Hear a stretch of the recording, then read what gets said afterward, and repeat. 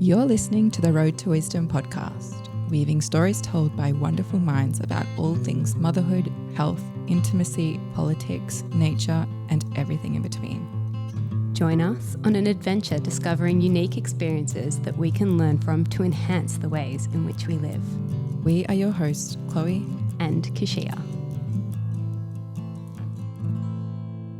Welcome everyone to the Road to Wisdom podcast. Today we have Kim Anami in the studio. We have been trying to organize this interview for God knows how long. I am so excited to have you here, Kim. I found your work a little while ago. We were actually just talking about my birth stories recently, and it was when I was pregnant with my third that I stumbled across your work, and it just blew my mind open. And working in Taoism and Tantra, me and my husband's relationship just went well and truly beyond anything it had been before. So I'm really excited to have you here. Obviously, Chloe and I are getting really deep into our pregnancies. We're very close to the birth space. So we'd love to speak to you today about, I guess, sexuality and how we can bring this into our birth space to make the births easier and, bring that, I guess, love and intention back into the birth space.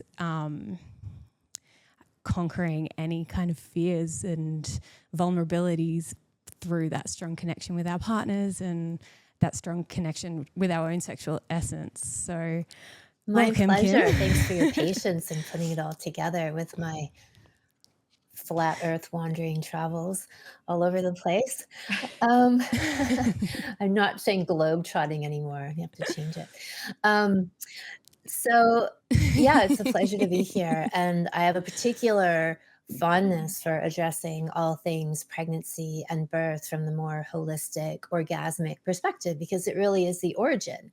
It's the origin of life here, but the continuum of the sexual act, right? And the way that I look at it is that the sexual piece is really the missing piece, the cornerstone in the entire birth story these days that's been shunted off to the side and people like to pretend has nothing to do with birth, and yet really is the key to having a pleasurable, pain-free, self-connected, self-actualized birth, and the key to keeping the connection strong with our partners, right? In my work, I could tell you very clearly that the place where most couples have a big chasm happen is after the birth of their children.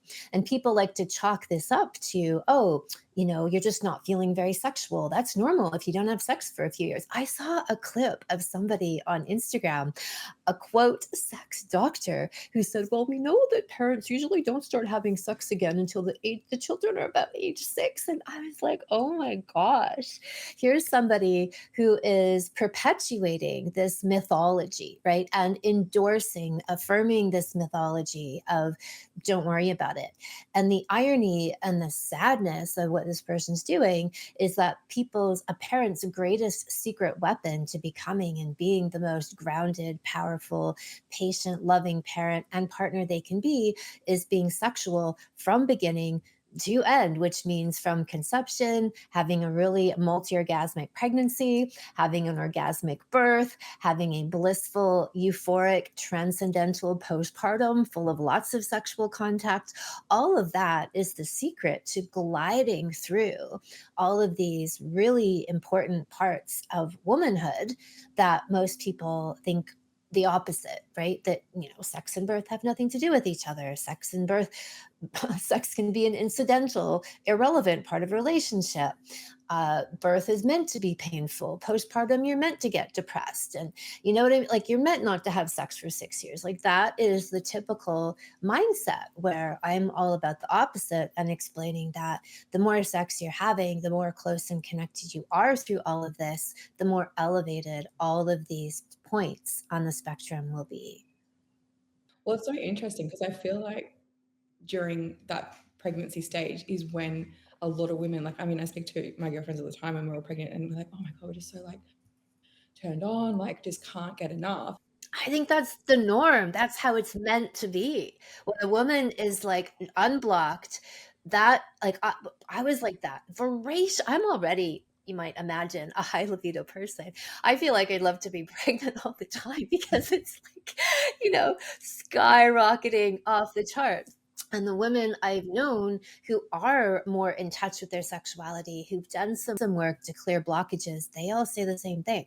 But carry on. I'd love to hear more about your libidinous pregnancy. Well, what the point that I was trying to like bring up is that the modern kind of mainstream, I wouldn't say modern, but the mainstream kind of thoughts around sex and pregnancy is like, I actually read something the other day that you should avoid orgasming during birth because it can stimulate like labor.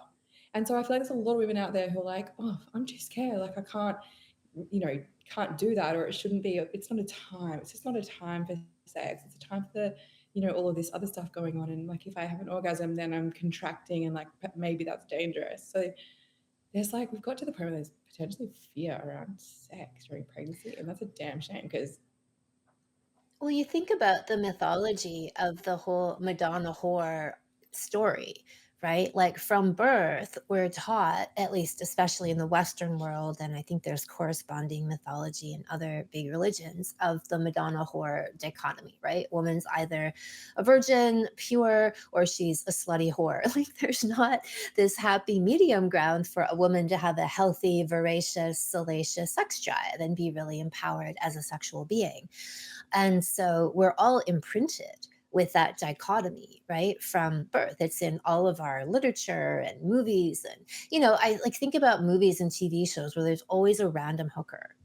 Almost everything, like in mainstream stuff, right? They've always got to just throw, it's like, why? Why? Because they're continually perpetuating this archetype, right? Of like the whore, which is divorced from the woman, right? The regular woman.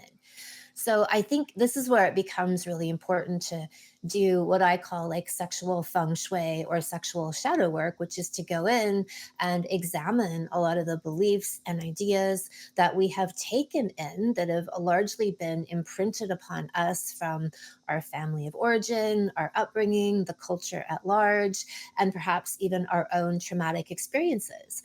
And this is the most important time to be rolling up our sleeves and doing this deep inner work is, through preconception, conception, and even pregnancy, to be working really hard to clear all of this space, right? So that when it comes time for the birth, the energetics within ourselves, our own relationship to our sexuality, our vagina, our body is clean and clear. The relationship to our partner is clean and clear because they're a huge part of this dynamic. Right. And I think also in Western culture, we have this institutionalized cuckold system where we send women off to the hospital to spread their legs and get finger fucked by everybody in the hospital, especially a lot of male OBGYNs, and to really imprint upon them this power ritual, like you don't have the power, somebody else has the power. This dude has the power. And so we're constantly imprinting that on pregnant women. So when it comes time to birth, they're totally happy to go in and sacrifice themselves and their bodies and have sexual contact with another man. And I think this unspoken, even unable to articulate resentment builds within a couple, especially if a couple has a traumatic birth, which I don't know, maybe your community is different because you're already really focused on more holistic pregnancy and birth. But some women have come out of that system, perhaps entering your community, or aren't maybe deeply in it, and they end up in the hospital because they think they were just one of those women who needed to go there. They were the exception to the rule, because everyone wants to be the exception, not part of the 33% C-sections that just seem to happen these days. And that then this massive chasm develops between the husband and the wife because the wife feels on such a deep primal level that he wasn't there for her. He didn't protect her from this savagery, this butchery, this surgery, this violation to her sexuality. And he really, like a fucking cuckold, just sat there and let it happen. Right? Even if we can rationalize, well, the baby's life was in danger. That's what they tell us, all these narratives that get perpetuated. The bottom line is like your husband wasn't there for you or partner or whatever, right? They let this happen. But that's where we have Yeah. to wind back the clock and go back to the beginning through conception and pregnancy and the birth to create this scenario where the couple is not just not just have a natural pregnancy, but the birth is so powerful and bonding that it brings them closer together. So that's what's meant to happen. Birth is meant to be such an incredible experience that the couple is more in touch with each other. Sexually, they've bonded even stronger because it's been this orgasmic experience, or at least very pleasurable experience. And they come through it with such a bond that carries them through parenthood. But most people stumble out of their birth experiences traumatized. That chasm happens, especially if it's been a hospital birth and this cuckold situation happens. And the woman and the man then have this massive gap in their relationship that they can't even put words to, because partly nobody's allowing them to, right? Like, first of all, they're going to get patted on the head and they're there, little girl, don't you worry about it. These things happen. At least you have a healthy baby and you're healthy, and you might be ripped to shreds and your baby now has autism because of all the drugs and interventions that they did, but you're relatively healthy, and then you're trying to find, and that's where, to me, like, postpartum depression is really PTSD from traumatic birth experiences. And so they're trying to put all those pieces together, but unless they come across communities like these, they have no language and no support to be able to do that, because everyone else is going to reinforce it's normal to have postpartum depression, it's normal not to have sex for 6 years, right? All of these stories, and no one's going to be able to help them until or if they ever make their way into a more awoken space. And I mean, that goes into parenting as well, where it's like, I think one of the highest divorce rates happens within the first 2 years of a child's life.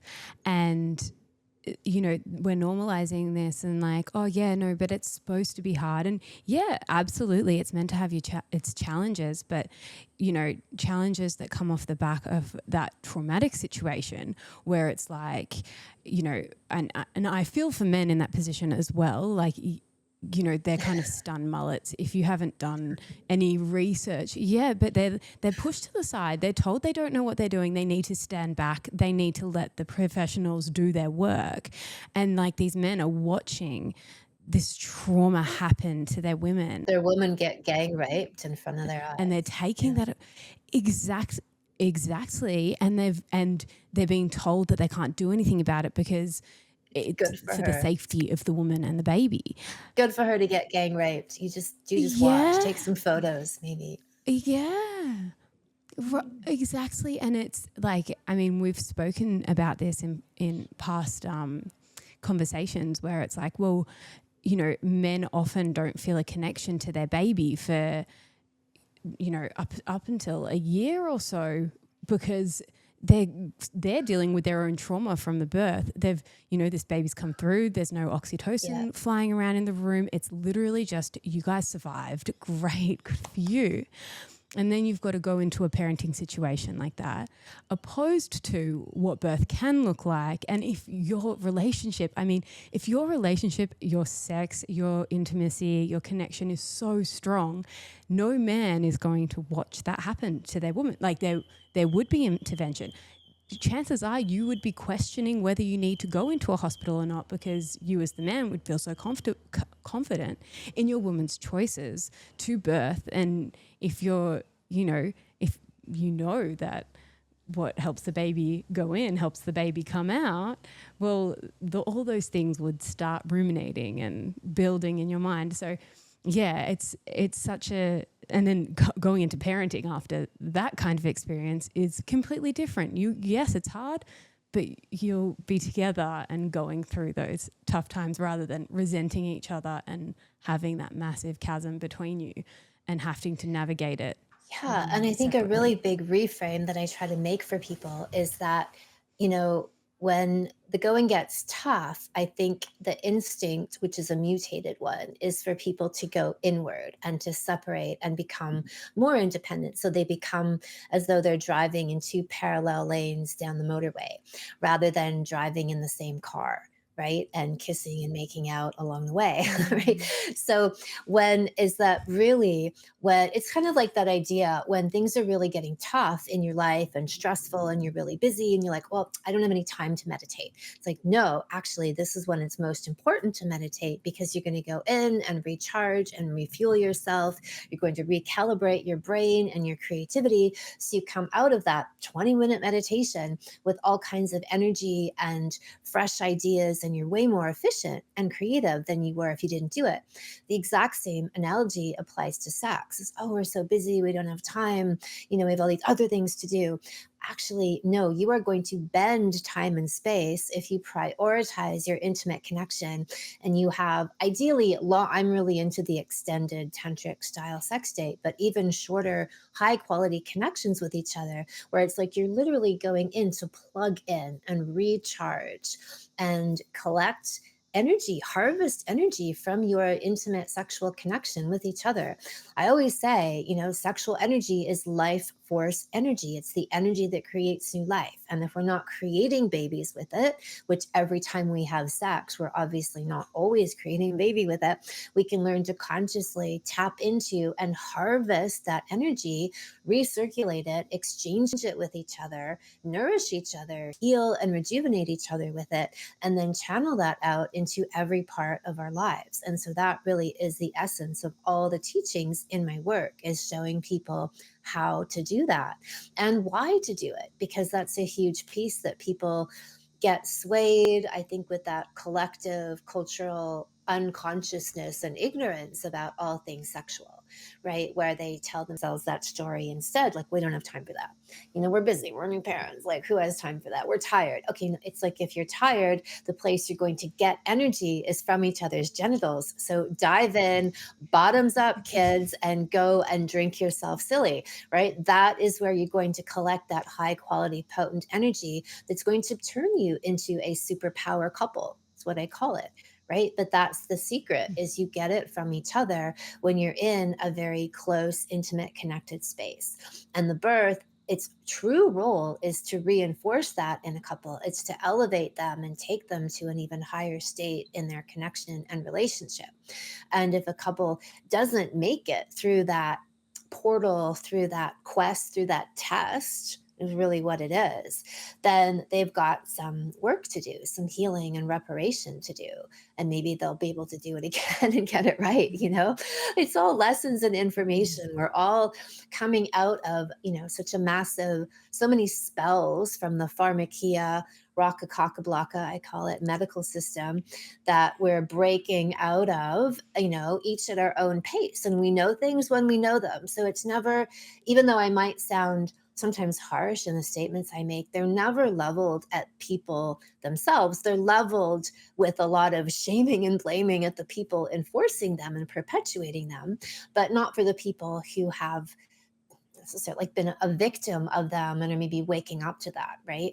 But like when we know it, then Mm. it's our time to act on it and know it. And I was talking about this in my vaginal kung fu salon this week. It's like, instead of beating yourself up for, I made this mistake and this happened to me, like, you pick yourself up and you dust yourself off, and then you can pay it forward with your knowledge now. So maybe you're a woman who's had 3 children and they were all hospital births and a bit of a cataclysm. And now you're learning all this stuff. And like, oh my God, if only, yeah, okay, great. But now you can be a messenger to pay that forward to everyone you know, to your daughters and your sons' girlfriends and your nieces and nephews and your friends. Like, that's how you heal.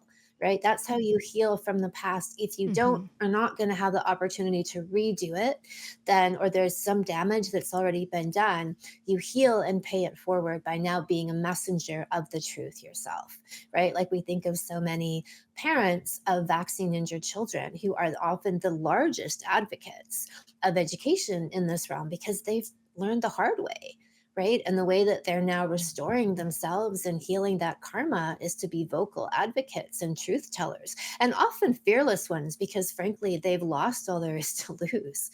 Right. They have nothing left to Mm. lose. Right. So now they're brave and courageous about speaking the truth. Yeah, I mean, this is like also just paradigm shifting if you really consider it, because it's obviously 100% better for society. I mean, depending on which lens you're looking at it. But I imagine, and I know for sure, that it's way more beneficial for families to like stay together, and way more better for them if families are broken up. And I kind of feel like once you enter parenthood, it's so normal for mums to just be like turned off, busy, sleep deprived, like so uncared for, unsupported, unfucked, like all the things you can think of. And so I always think how fascinating it must be would be if we were all these like highly sexual beings just being like well fed and well fucked, as you say. And I kind of just want to speak to that a little bit, like the well fed and well fucked woman and what she's capable of. Right. So, my view is that when people are really in tune with their sexual energy and owning and inhabiting it, they're operating from that place of what I said. Like, instead of just dumping their sexual energy out into the ethers or being fully disconnected from it, they own it, they inhabit it. And I created this whole definition and meme of a well fucked woman to mean that it's somebody who really is owning that energy within themselves, and the way that we walk and we talk and we engage in the world, that energy gets infused into everything we do. Then a woman at that stage of her life has a certain kind of radiance and confidence and je ne sais quoi, right? This palpable attractiveness and magnetism that brings people into her sphere. And she's wearing this magnificent life force energy that's so charismatic and radiant that it draws people to her. But it's also like this force field of protection, because what I say happens when women, especially women, reach men, this happens too as well, but we'll talk about women for now. Like this reach, one of the hallmarks I know when women truly have made it to that place is they have the don't give a fuck energy. Like they don't give a fuck about other people's opinions, about what they do, what they say, what they wear, how they operate in the world. And it's not that they're trying not to give a fuck. They just don't give a fuck, right? Things are going over their head, or there's, like I said, this force field where things just ping off of them. And you're much more in alignment with your own truth and your own values, and you speak them and you take actions that are in alignment with those things spontaneously. Right. And so, one of the examples I'll give is where somebody comes into my work and they're just learning to get into their sexual energy and sexual selves. And let's say, as a lifelong expression of not being connected to that, they're working in some kind of like 9 to 5, pay the bills sort of job, right? Because your sexual energy is your life force, creative energy. It's connected to your dharma, how you express and show up in the world, and the way you give your gifts to your work, to the world. So people will start to really get in touch with their sexual energy. They're owning it much more, and they start making choices that are more in alignment with that truth. So that might be that certain people fall out of their lives, they gravitate towards other people. Their jobs, if they're not an expression of the truth of who they are, they will naturally just kind of gravitate out of them and into something that is. And it's not because we're sitting there doing career coaching and I'm saying, well, if you these personality types those, maybe you should do this. My advice is go fuck yourself, because if you're fucking yourself on a regular basis, that energy will become so potent that it will become like its own compass. It will guide you into the choices, into the opportunities that are most aligned with your highest self expression.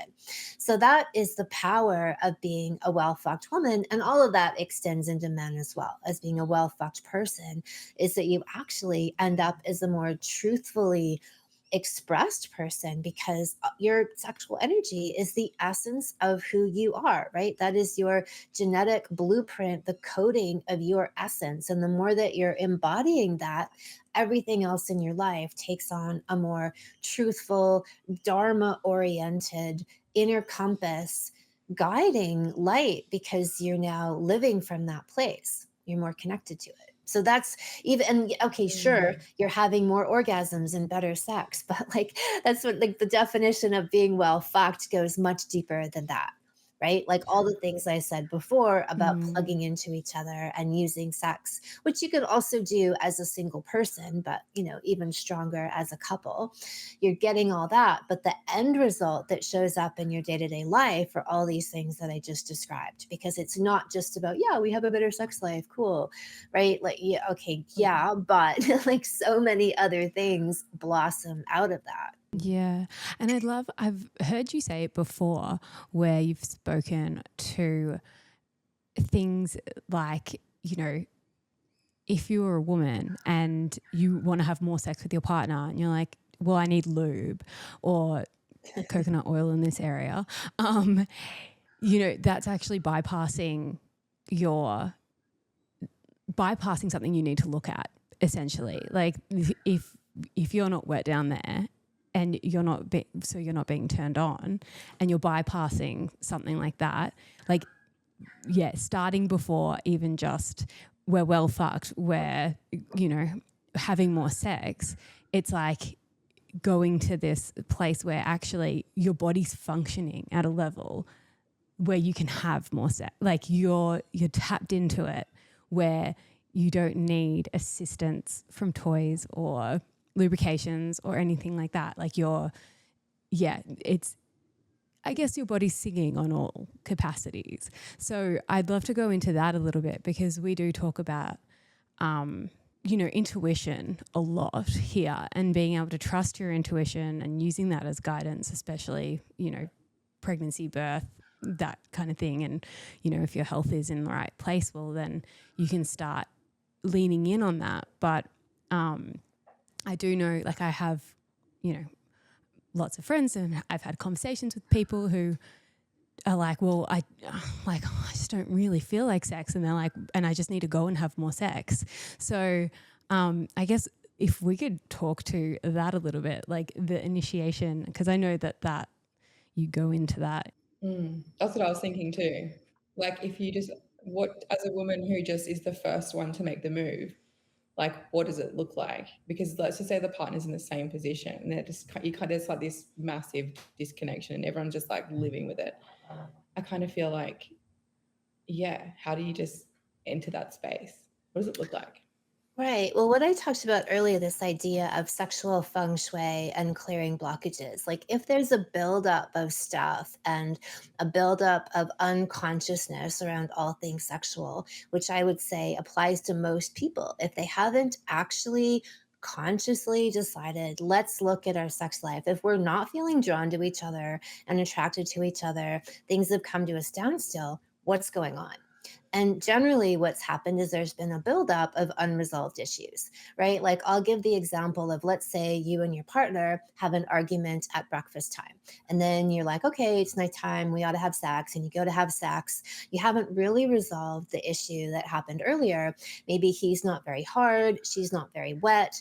Like, instead of slathering on the lube or like popping a Viagra, which would be, we seem to think that like lube is still somehow a non like medical intervention, but I would say that it is, even though we can say, oh, we'll use coconut oil. Like, no, it's overriding the body for one, right? We're saying, body, you know nothing, you're dumb. We're going to slather this lube on. We're going to re-traumatize your vagina, which is clearly saying, I don't want to have sex right now, which is either the woman isn't physically turned on enough or she's emotionally got some kind of blockage and her vagina is speaking that. So instead of listening to that, we're ignoring it, perpetuating the problem by forcing the vagina to now have sex with the coconut oil. It's holistic, so we'll do it that way. Slathering that on, like lube is the girl's best friend. Oh my God, lube is amazing. Like, no, it's your worst enemy, actually, because you're trying to deny the truth of your body's messages and voice.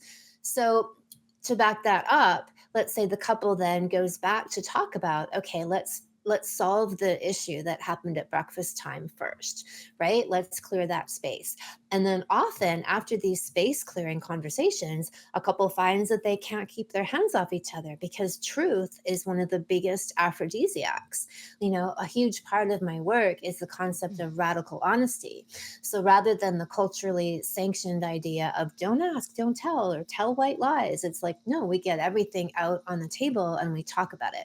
And look, if you've got a buildup of things, clearing one little breakfast time argument may not even make a dent in the pile, right? And this is where I'll have couples go back. And again, this is a huge part of my work, to the beginning. And like, what are the things over the years that we have held on to and we haven't cleared? And some of those things could even be traumatic births. right? Like that's a huge block that will Mm-hmm. stay within the whole energetic field of a couple. It could be someone's own individual sexual trauma and abuse from the past. It could be somebody else's religious beliefs that they've grown up with and never really examined to see how are those operating in my life and in our relationship right now. So it's a conscious examination of all of the unconscious programming and unresolved issues that we have taken on. That is the big, alchemical container of work that couples need to dive into. And when they do that and they really get into it, that's when they start to feel then, oh, the flutters of attraction magically come back, because now they've literally Mm-hmm. cleared the space in the room, this energetic field between them, and now they want to be intimate again. So that's the first step. It's not about, like, we could band-aid it and like, well, if I wear lingerie and go into the, like, that's not a solution, right? That's sort of like a temporary diversion.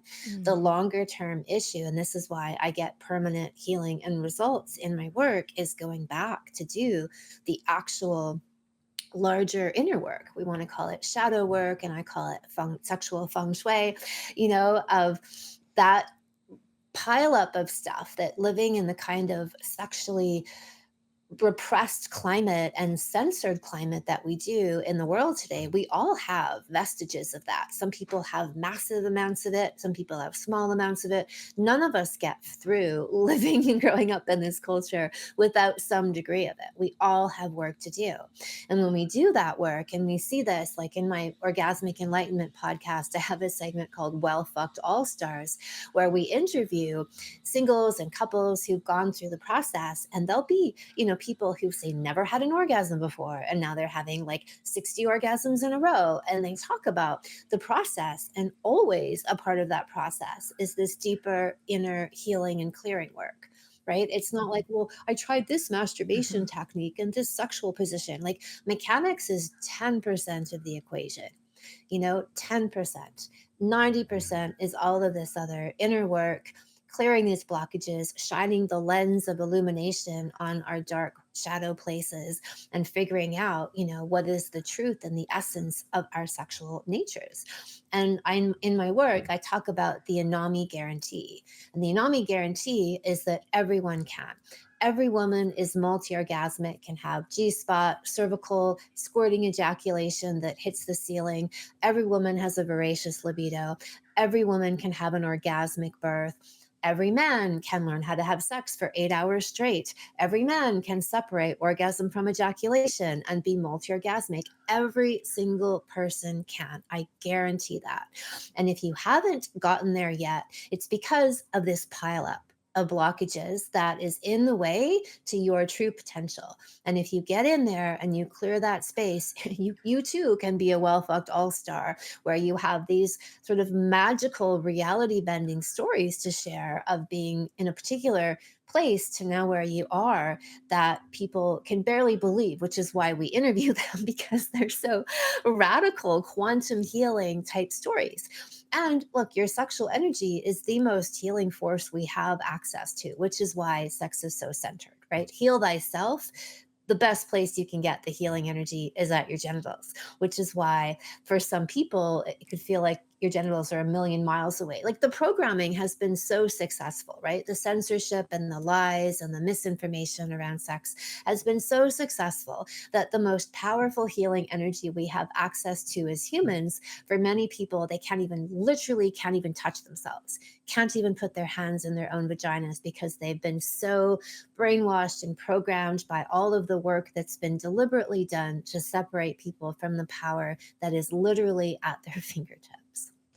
Yeah, it's so interesting that you say that too, because when you delve into, and we do quite a bit, like ancient civilizations, like there is evidence that they used their sexual energy as healing tools as well, and as a tool to, be taken to astral levels and seek guidance from whatever, but it was used as like this incredible power. And yeah, in modern society now, it's just procreation, if that. Like, Oh, it's not even going to be that soon, right? It's already into test tube, oh, transhumanism, fakey babies, don't right? don't Like, start they're us. already on the way to that. sterilization shots. I mean, Mm. Mm. One thing I do want to like touch on is when you say like you could be a well fucked all star. Is that like in my head? I'm like, okay, these people are just having sex like all day, every day, and I'm like, that just is like great, love that.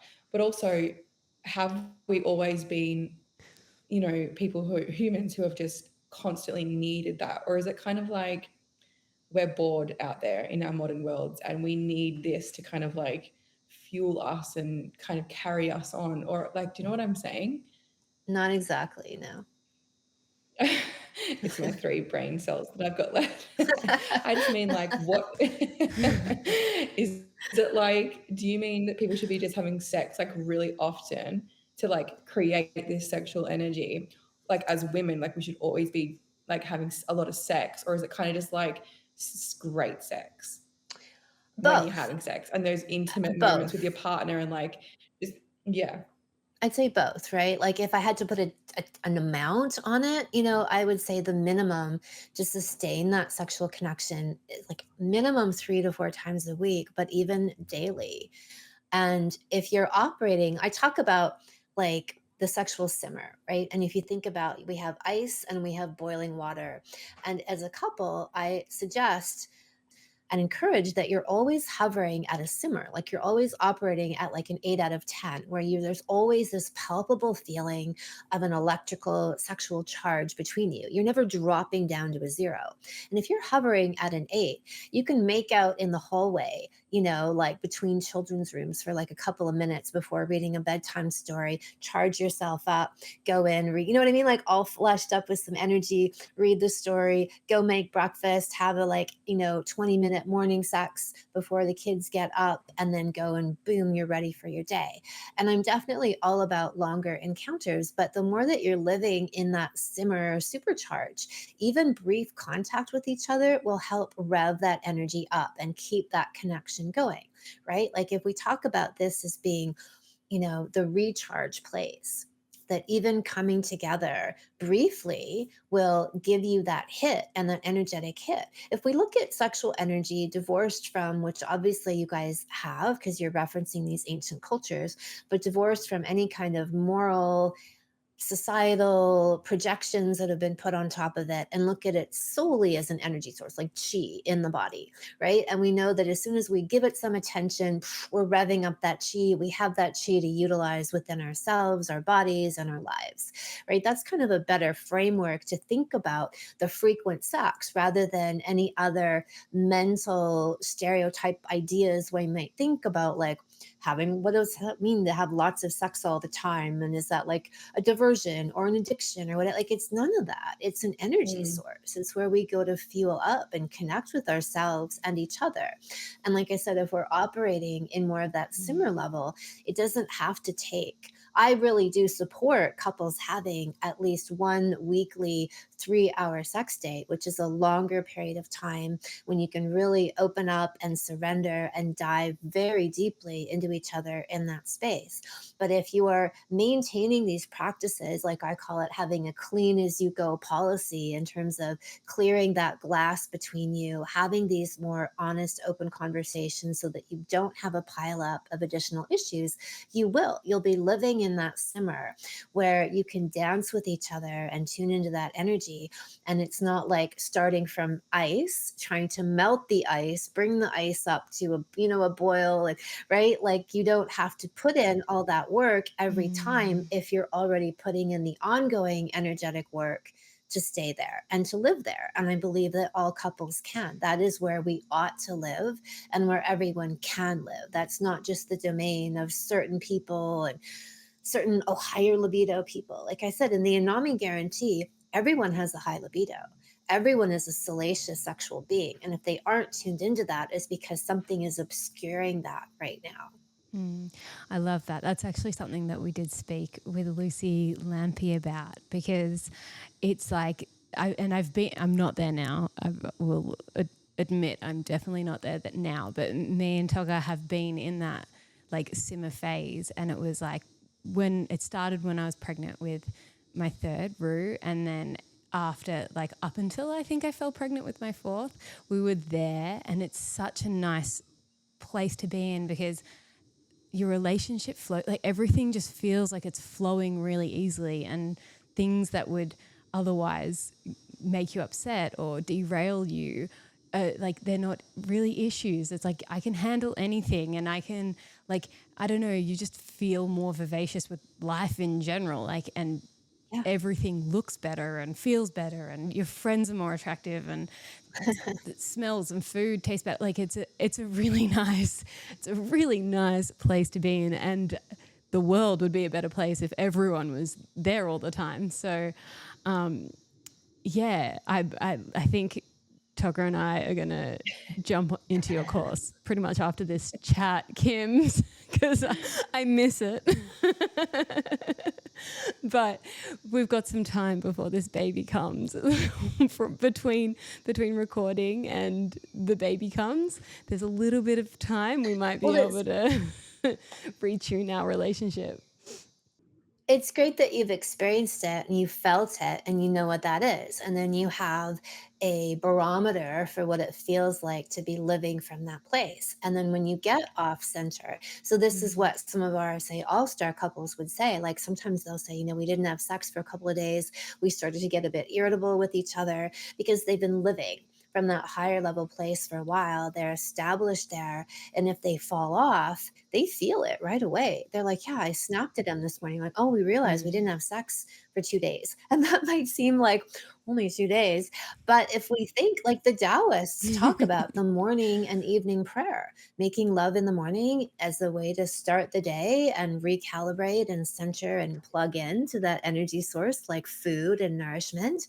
And then at the end of the day, as a bookend and a prelude going into the dream state, you mentioned like astral world, like going into another dimension of consciousness, that's a great way to connect and ground each other that way.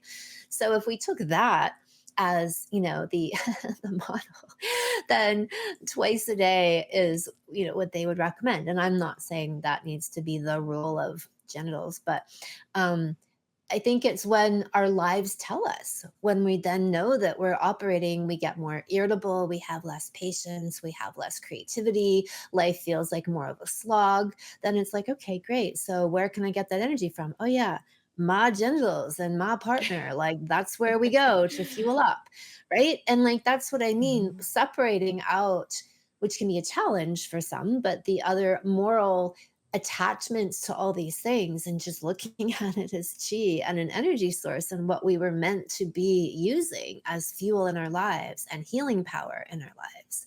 And that's the biggest lie, the biggest censorship gag that's happened is by telling people otherwise and having them believe otherwise and fearing their own sexual energy and power, right? Because like I say, it really is the biggest psyop there is, the sexual psyop.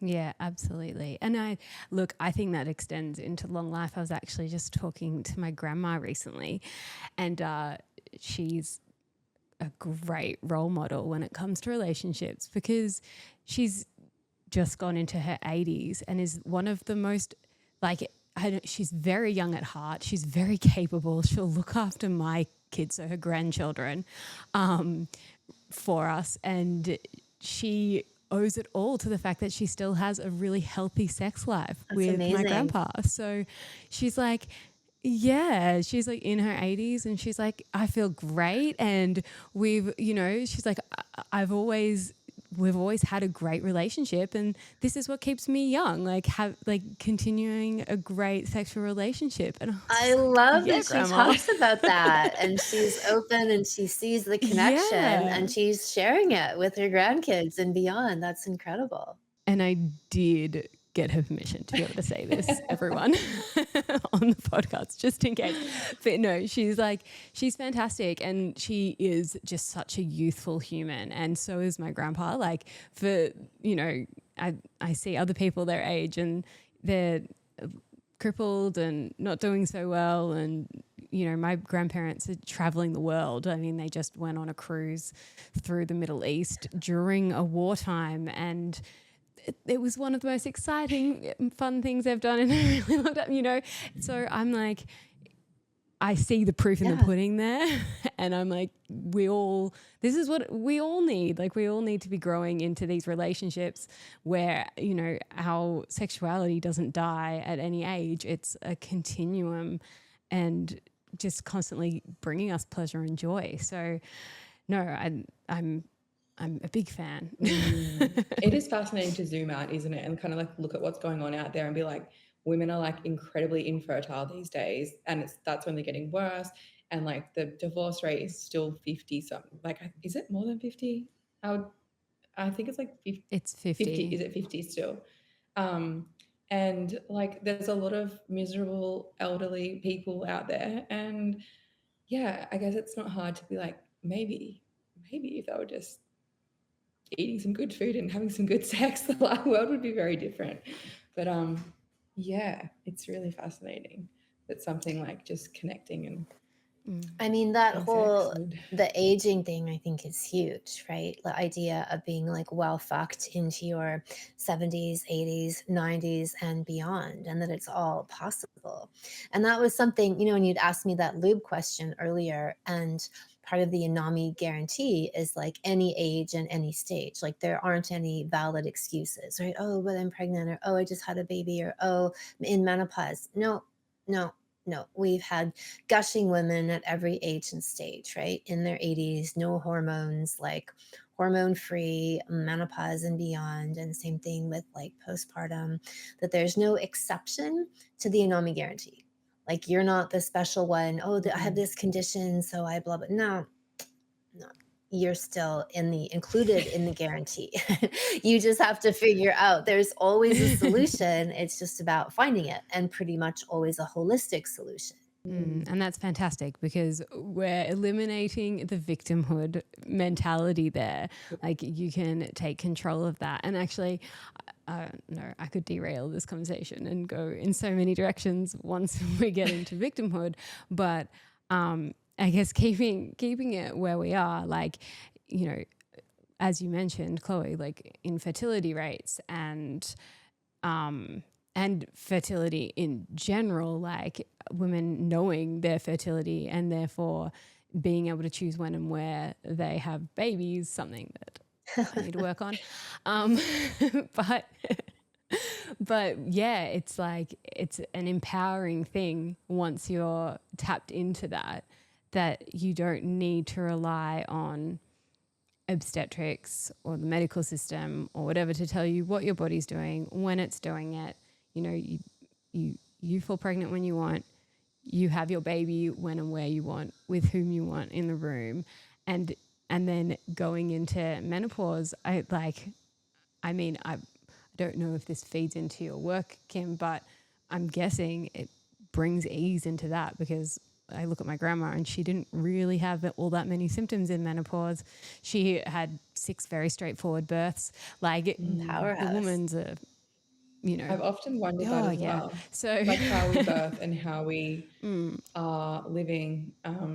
Because I've often heard also that menopause is like a Western world problem, and like obviously women are like doing things that we don't naturally do and quite masculine and quite out of our feminine essence or way of living and being, and now we're like getting these really intense symptoms or even just being infertile to begin with, and then reaching menopause and it just being like a total shit show and just horrible existence to live through.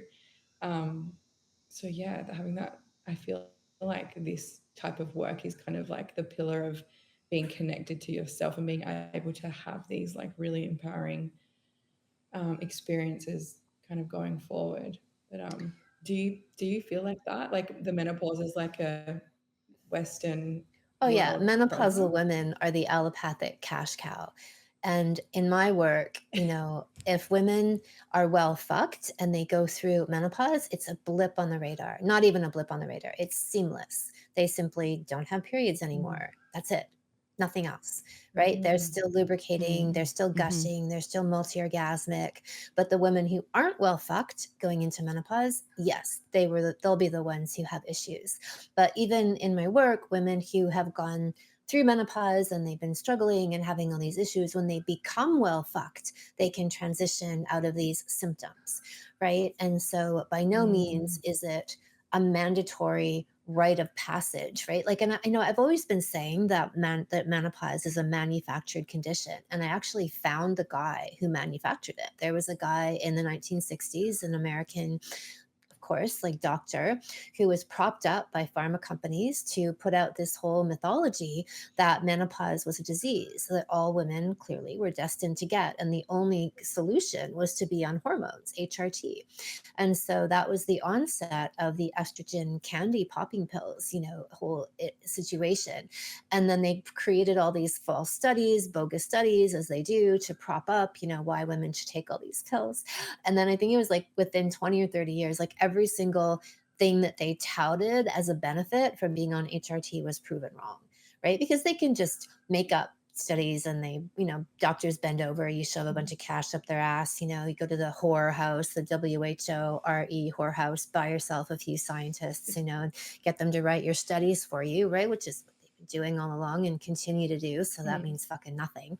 So no, I don't buy into that at all. And there's cultures all over the world. They don't even have a word for menopause because it's not even a thing, right? It's not a Mm. condition. It's not a stage of life. Mm. It will become one if women have not looked after themselves over the years. And then, of course, they're in the allopathic net of being caught, right? Like I've been looking at people send me reels on social media of examples of health professionals, right? Especially, like I said, this menopausal cash cow area. And they're like, every single woman from age 45 till the rest of their life needs to be on hormones.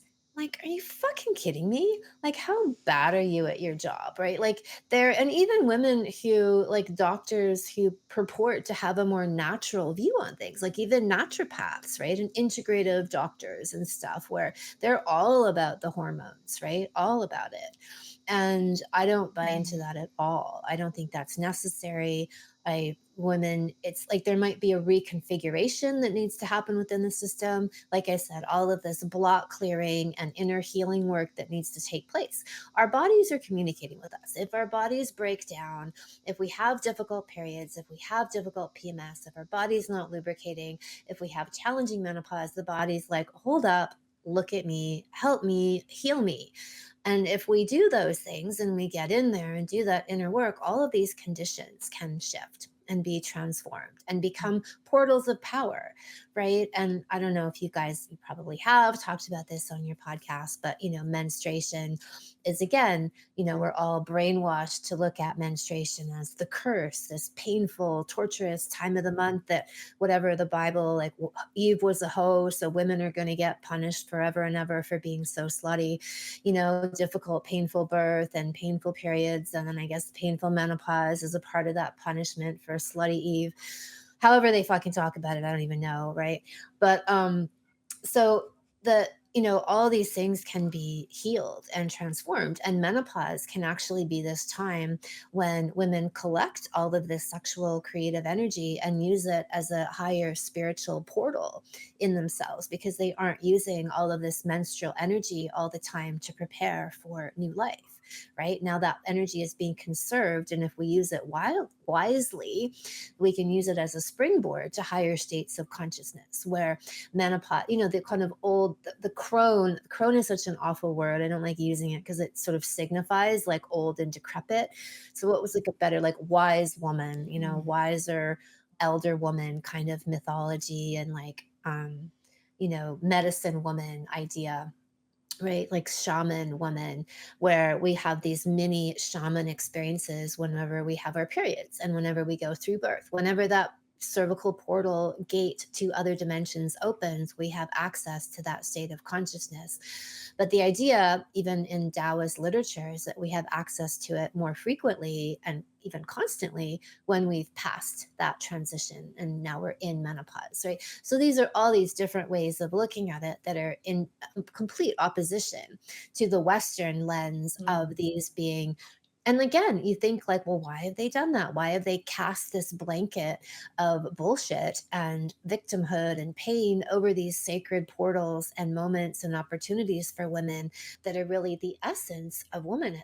The true power of being a woman lies in all of these experiences and portals that we have access to, that we're continually being told that these aren't portals or energy centers, they are depths of despair, that we're all unfortunately Mm. just victims of biology, and only drugs will save us, only hormones will save us. If we're on hormones from age Mm. 14 for acne until the age of 85 just for being a woman, like, you have to wonder, right? Like, sometimes the intelligence of the marketing behind all these things, right? That, like, that people think of Mm. these Mm. concepts and then other people eat them up, that they have so little trust and even animosity towards their own bodies and the experience of being human, that they think humans certainly could never survive without gulping down pills every day or having their Mm. babies cut out of Yeah. them. Like, a woman could never possibly birth a Yeah. baby. Like, it has to get cut out of her,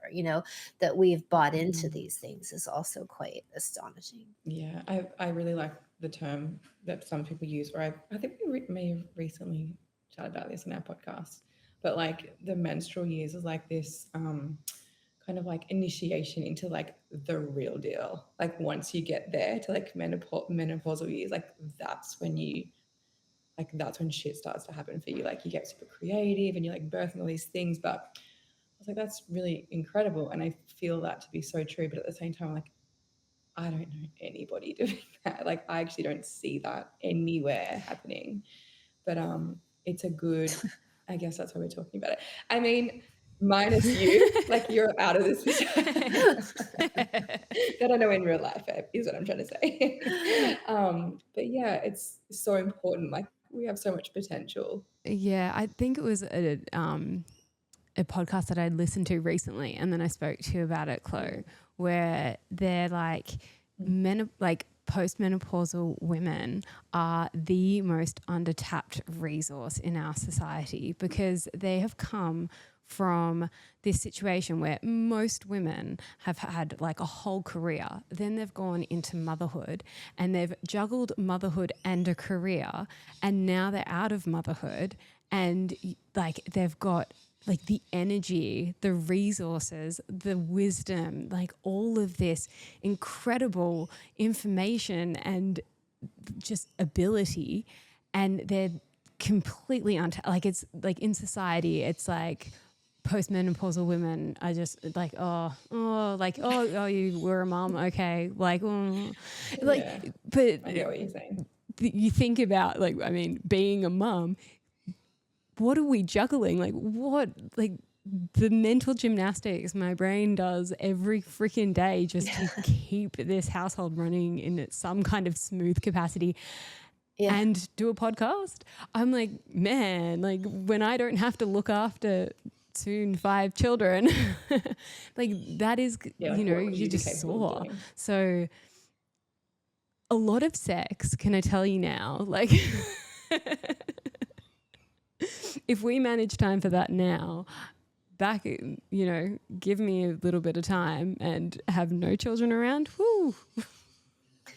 Yeah, I feel like when my son reached a certain age, that's when things like really elevated in my business and creative life, because yeah, that is part of you. They are creative projects, children, at their best, like that we're putting this energy into and shaping them. And um but yeah, when they start to create more of their own independence, then we can pull more of that energy back into ourselves and our lives. And yeah, agreed. I mean, this has been, the last, like, what's it been for me now? Like 10 plus years have been immensely creative and really focused and really sourcing from that energy.